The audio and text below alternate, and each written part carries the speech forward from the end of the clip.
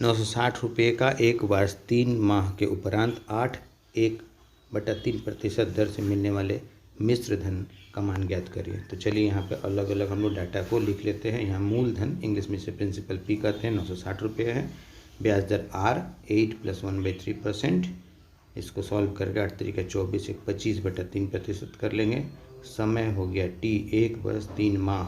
3 माह को हम लोग वर्ष बना लेंगे। 3/12 1 + 1/4 5/4 वर्ष। तो हमारा ब्याज दर, समय और मूलधन आ गया। हम लोग ब्याज का फॉर्मूला लगाएंगे PRT/100।